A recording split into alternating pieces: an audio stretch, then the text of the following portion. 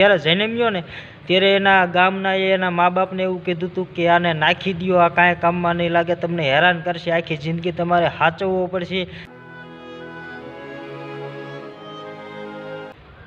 મિત્રો, તમારા મોબાઈલમાં મારું સ્વાગત છે। તમે તો નહીં કરો પણ હું હાથે મારું સ્વાગત કરી લઉં છું। તો આજે આપણે વાત કરીશું કે આપણે પરિવારમાં જે કાંઈ થોડા ગેરશબ્દો કહેવાઈ ગયો એના કારણે પરિવારને કે સામેવાળા વ્યક્તિને ખોટું લાગી ગયું હોય તો એને મનાવવા કઈ રીતે કે સમાધાન પાછું કઈ રીતે કરવું એના વિશે હું થોડીક વાત કરીશ તમને।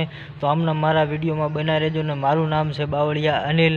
મારી ચેનલમાં નવા હોય તો ચેનલને સબસ્ક્રાઈબ કરી નાખજો। તો હવે તમારો ખોટો સમય બગાડ્યા વગર હું તમને વાત કહેવા માગું છું કે માફી માંગી લેવાની।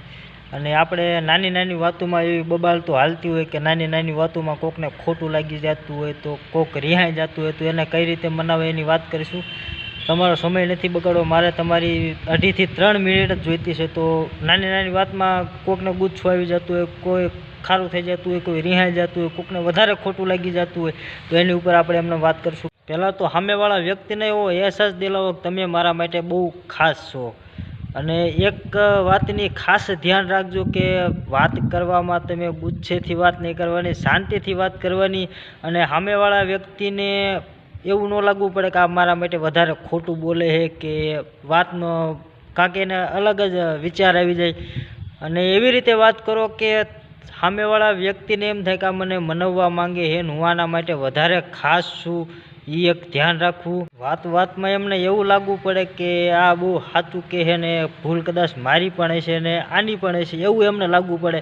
ભૂલ ભલે ગમે એની હોય પણ આપણે માફી માંગી લેવાની। માફી માંગીને વાતમાં ક્યારેક એવી વાત કહી દેવાની છે કે એને ક્યારેક હસવાનું મન થઈ જાય તો પણ એ ન માને, હસવાનું મન થાય તો પણ ન માને ને તો આપણે એક એવું કરવાનું કે હાથ પકડીને માફી માંગી લેવાની કે હા તમારો હાથ પકડીને હું માફી માંગું, માફ કરી દો, ભૂલ થઈ ગઈ, હવે આવું નહીં થાય।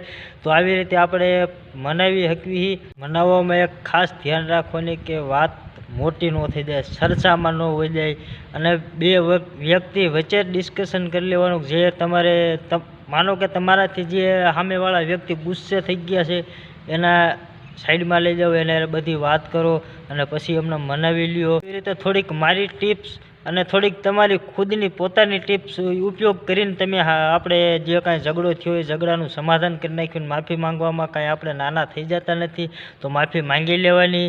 અને આમના મારા વિડીયો જોતા રહેજો, તમારો બહુ ઝાઝો સમય બગાડ્યો નથી ને મારા ચેનલમાં તમે નવા હોય તો મારી ચેનલને સબસ્ક્રાઈબ કરી નાખજો, લાઇક કરજો, શેર કરજો અને કોમેન્ટ કરજો। કોમેન્ટ કરવાનું તો ભૂલતા જ નહીં। વિડીયો પૂરેપૂરો અહીંયા સુધી તમે જોયો એટલા માટે હું તમારો ખૂબ આભારી છું। અને આવી રીતે મારા નવા વિડીયો જોતા રહેજો। આગળના મારા વિડીયોમાં હું એવી વાત કરવાનો કે અંધ વ્યક્તિ હતો, જ્યારે જન્મ્યો ને ત્યારે એના ગામના એના મા બાપને એવું કીધું હતું કે આને નાખી દો, આ કાંઈ કામમાં નહીં લાગે, તમને હેરાન કરશે, આખી જિંદગી તમારે સાચવવો પડશે, એવા વ્યક્તિની હું વાત કરવાનો છું। તો આમને મારા વિડીયોમાં બનાવી રહેજો અને ત્યાં સુધી આવજો, મોજમાં રહેજો।